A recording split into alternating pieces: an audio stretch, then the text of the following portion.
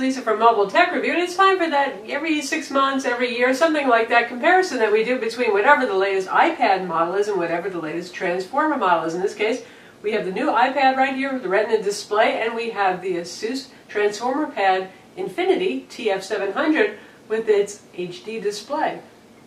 Similar size, similar functionality. Which one's better? We're going to find out now. So here we have the new iPad, and this is the Asus Transformer Pad Infinity TF700. A lot of words to that name, aren't there? Anyway, both of these tablets sell for $499 in their base configurations, and that gets you a 16 gig iPad or a 32 gig Asus Transformer Pad TF700. The iPad is available with optional LTE, 4G, and 3G built in. Of course, for an additional price, that's going to raise the cost. Right now, Asus does not offer this with 3G or 4G, so if you really have to have built-in wide area wireless, that's not there for you. Of course, you can use your mobile phone as a hotspot, or use an actual hotspot as a hotspot, or hit the local coffee house with Wi-Fi if you need to, but those are the things you're going to have to do if you want to have data everywhere on the Transformer. As you can see from the shape and size, as always, there's going to be a difference in the aspect ratio. 4:3 aspect ratio here, a little bit more square on the iPad, whereas this is 16:10. Resolution here is 1920 by 1200 pixels versus the iPad resolution is 2048 by 1536. So both of these are undeniably very high resolution tablets, certainly a lot higher than any other tablet on the market except for the Acer Iconia Tab A700, which also has a 1920 by 1080 display. I'm sure there'll be more hitting the market, but for now, these two guys offer incredible pixel density, very sharp displays, really nice colors on both of them with decent color accuracy. You know, the whites look pretty much white, they don't look too blue, they don't look too pink, that kind of thing. You can't go wrong with either one. Reading ebooks, reading web pages, watching videos, both very nice. One thing about that aspect ratio, here's the interesting thing. I would bet that iPad people love their 4:3 aspect ratio, but the funny thing is every time we review the, shall I say, oddball Android tablet that has 4:3 aspect ratio, like the Lenovo S2109 or the recent Leader Impression tablet that we reviewed, a lot of Android people say, well, that's a goofy resolution, what good is that?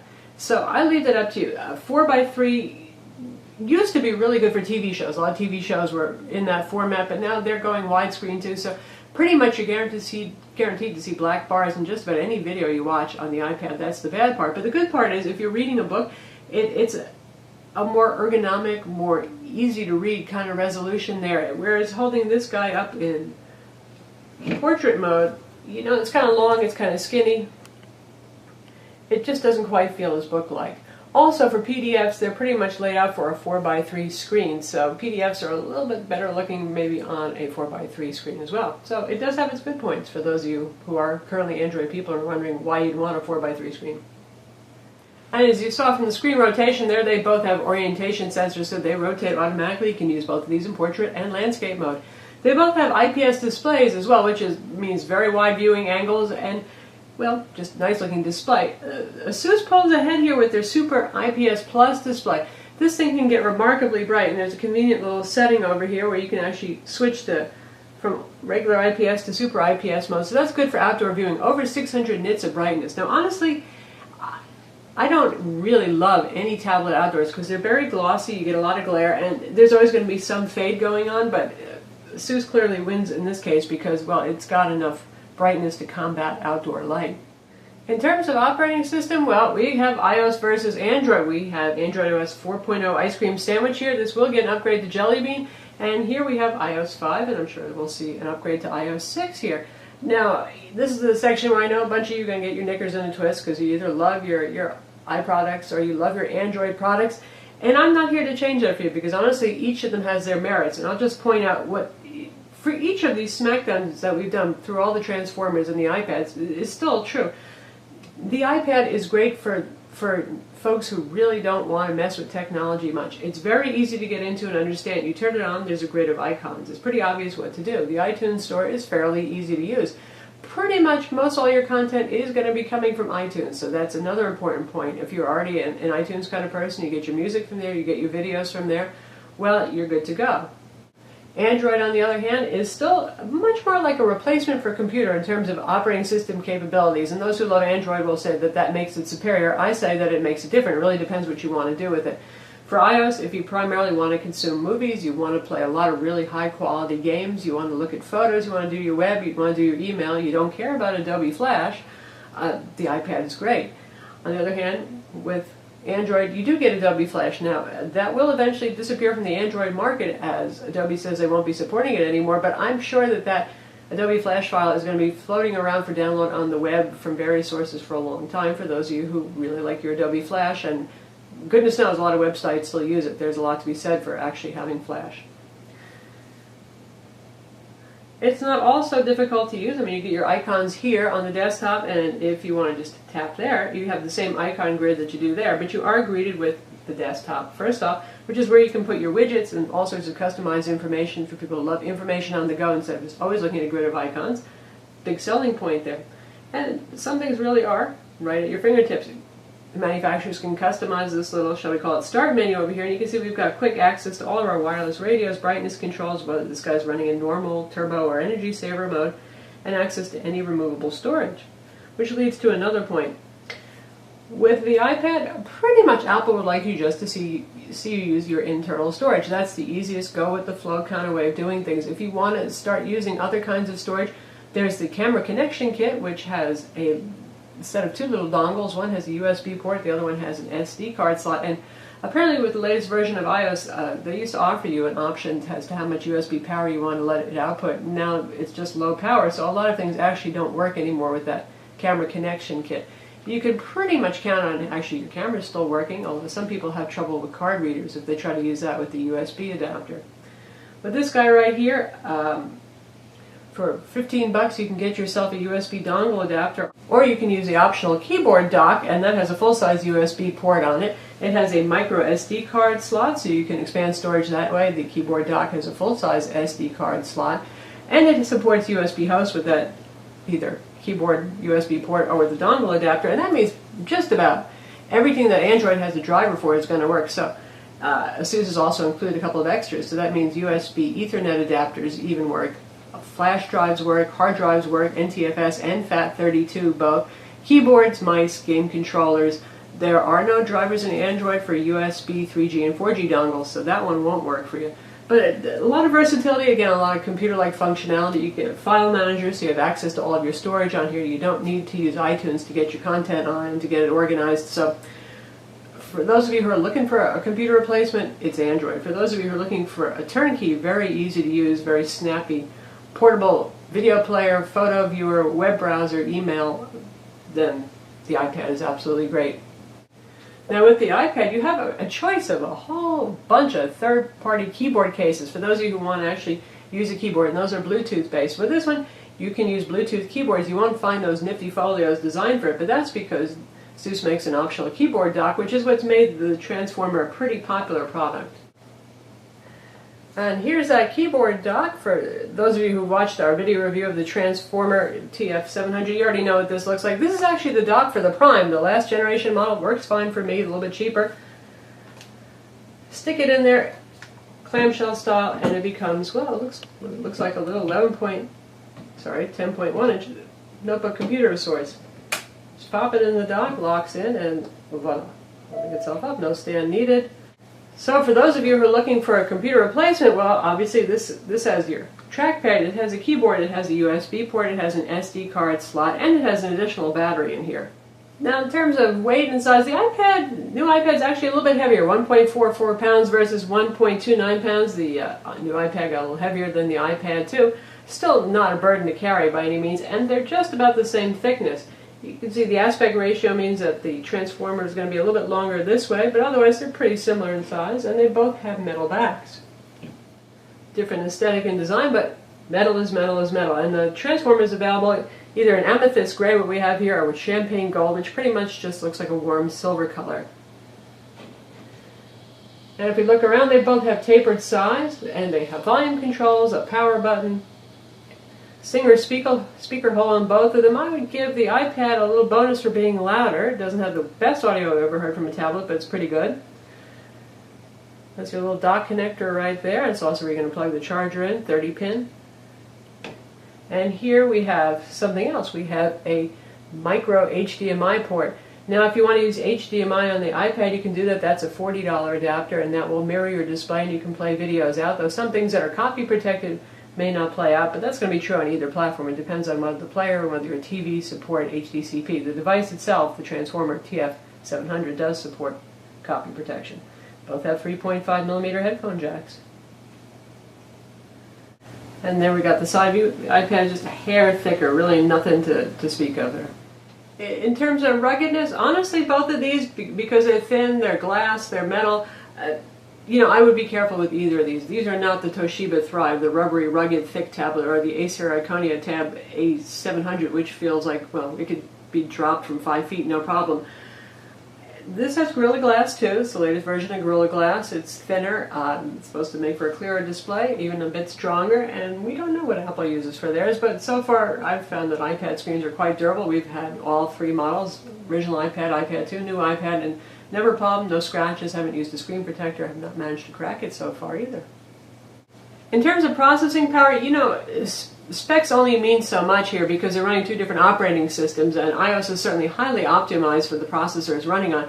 That's a dual-core CPU used in that with a quad-core GPU, and this guy is a quad-core CPU with a 12-core GPU. This one runs on the Tegra 3 made by NVIDIA, and this is Apple's own CPU in here. I would guess that certainly on paper the Tegra 3 should be the more powerful that's used in the Transformer. But as always, iOS is a little bit snappier because they do all those little UI enhancements that make things feel like they're happening right at that moment. So that's something that Jelly Bean addresses and tries to do some of the same stuff so you feel like the UI is more responsive. But I know it's a complaint that some people have who've been using an iPad. They feel like everything just runs a lot quicker here, launches more efficiently, and you sometimes see a little bit of a delay on Android. In terms of stability, I've had my problems with iPhones, but honestly the iPad is pretty rock solid stable. Pretty hard to crash that bugger. Honestly, I've left it on for weeks at a time, use it, and no problems whatsoever. Android, a little bit more finicky. You'll see some forced closes in applications. Occasionally, you're going to have to reboot this guy to keep it running as fast and smooth. So, for those of you, again, who really think that that's a real pain in the neck, gee, you have enough of that with your computer, well, then the iPad is going to be more attractive. Much is made of app selection and games, and honestly, there are quite a few apps that run on Android now for the tablet, and I don't have any complaints. And it used to be, it was pretty sad. There were like 5 Tegra Zone games, and that was about it. There's a lot of good games out there. Now, one thing that I will say, though, is that they still tend to lag behind the iPad release. Say Max Payne. There's a classic example right there. It came out on the iPad and kept getting delayed and delayed. It is now out for the Android tablet, but most things you'll see a couple of weeks to sometimes a couple of months delay for some of those big top titles, but you get a lot of the same stuff. You've got Max Payne, you've got Dead Trigger, you've got Dark Meta, you've got first-person shooters, a couple of RPGs. So if you're really a hardcore gamer, though, and you go through a lot of games, I'd say still it's going to be the new iPad for you because, well, there is just a huge selection of games, really. And while Android has come a long way, the selection is not nearly as big yet.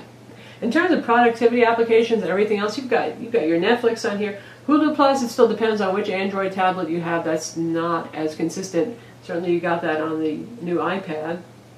With the Android device, you're obviously going to get the Google Play Store and Google Play Movies, so you can buy and rent movies from them. You can also use other services. You can even use Amazon Prime. You're going to have to use it through a WFlash player, which is not the most, shall we say, fluid experience compared to, say, using HTML5 video playback on YouTube. But it's there. You generally, if the store supports it at all, the formats that are supported by this, you'll be able to buy or rent on this. If there's an application, certainly, then you can. And if you've got your cable TV provider, say Time Warner has an application, you can do that. With the iPad, pretty much Apple wants you to see or rent movies and buy movies from them. If you have stuff that you can sideload, load through iTunes that does not have any copy protection, which means, well, there goes most everything that's legal that you've acquired. You can put anything without copy protection on there that you want on the iPad. And speaking of iTunes and agreements with other folks who supply stuff, you know that if something is available in iTunes as an app, say Kindle or Nook or any other application like that, Apple wants to take a little cut, and some of the manufacturers or resellers really haven't been too thrilled with that. So we saw in-app purchase for Kindle go away, and these things are bouncing back and forth with Nook and all that kind of stuff. And there's no problem with Android with that. If Google says, go ahead, we're not going to take a cut, so you can buy stuff right inside of apps that are on the Google Play Store that you load here. So if you load your Kindle or your Nook or whatever, no problem with that. On both of these guys, you can sideload EPUB books and use the EPUB reader of your choice, again, without DRM. And on both of these, you can do DRM stuff like Overdrive library books, which is pretty cool, and audiobooks as well. Both tablets have Wi-Fi. It's single band Wi-Fi 802.11bgn on the Transformer Infinity TF700, and it's dual band on the iPad. And we've had good reception with both of these, honestly. Asus has certainly fixed their problems that they had with the Prime, and this guy has very good reception for Wi-Fi, and the iPad is pretty good too. Now, for those of you who need a GPS, with the iPad, you're going to want to get the Wi-Fi plus 4G LTE model, because that one has the GPS with 8 GPS and GLONASS built in.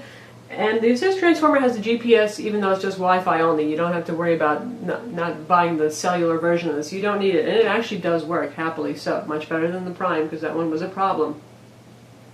So for those of you who need to navigate on the go and want to use your tablet, keep that in mind. The Wi-Fi only iPad will use Wi-Fi triangulation. It'll fool you. You might think that it's actually got a GPS in there, because that can be pretty accurate. But once you go out of range of your Wi-Fi access point, it's not going to be getting the information necessarily. It might pick up your neighbors and get information from that. It might not.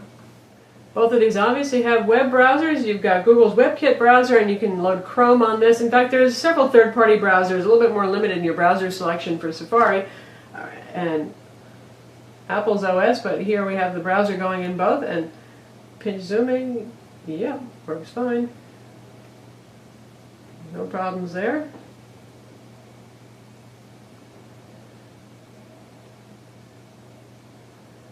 Scrolling pretty smooth on both of them. Big plus with this one is you're going to get Adobe Flash on the Android tablet, at least for now, like I said. The other plus is that Android web browser has this handy little option over here, Request Desktop Site. So for those of you who say, hey, I bought a 10-inch tablet so I wouldn't have to look at a silly little phone-optimized website, that's really handy. That actually works for most sites, so you can actually see the full desktop website if you want.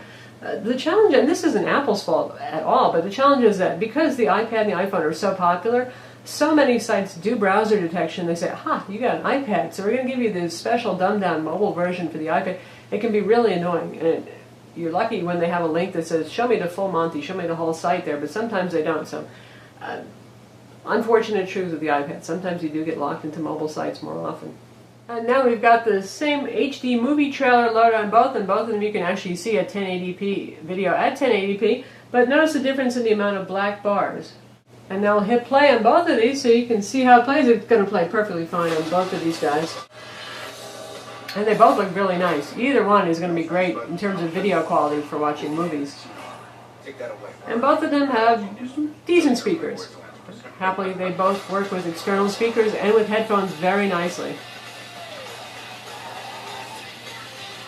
In terms of battery life, you're looking at pretty similar run times. Apple claims up to 10 hours for the Wi-Fi model, up to 9 hours if you're using the LTE model, and actually using LTE or 3G.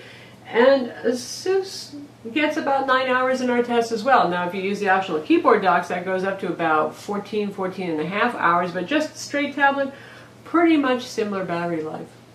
Lastly, both of these guys have a front video chat camera that work fine. On the iPad, you're probably going to want to use FaceTime, and you're probably going to want to use Skype on your Transformer Infinity TF700. Now, the rear cameras, the iPad has a 5 megapixel rear camera. That's pretty comparable to the iPhone 4, not 4S, the iPhone 4 camera, which is to say, as tablets go, that's pretty good. It's not bad. It can shoot 1080p video, reasonably pleasing pictures. But Asus really improved their game with the Transformer Pad Infinity TF700, and this guy's an 8 megapixel camera with an LED flash, shoots 1080p video, really good photos, like photo quality you don't usually see in tablets. Very nice, almost as good as the Samsung Galaxy S3 in terms of photos, so a winner there. But how many of you wave a 10-inch tablet around and take photos and shoot video? I don't know. But if that is something that you like to do, yeah, the Infinity is going to have the better camera. In terms of audio quality through headphones, both of these sound quite good. Much better than their built-in speakers, by the way. So that's our comparison Smackdown between the new iPad and the Asus Transformer Pad Infinity TF700, two tablets that start at $4.99. Very hot, very new. Both very nice, honestly. Either way, it's good stuff. And as I say, just about every time we do an iPad versus something Android Smackdown, really the first thing is which OS do you like better? And what is it that you want to do with your tablet? If you're pretty much just into consuming stuff, which is cool, videos, watching movies, looking at photos, surfing the web, doing your email, and you want to keep things really simple, you don't want to have to worry about dealing with any slowdowns, any crashes, anything like that, just very straightforward but unmutable UI. This grid of icons is this grid of icons, and that's what it is.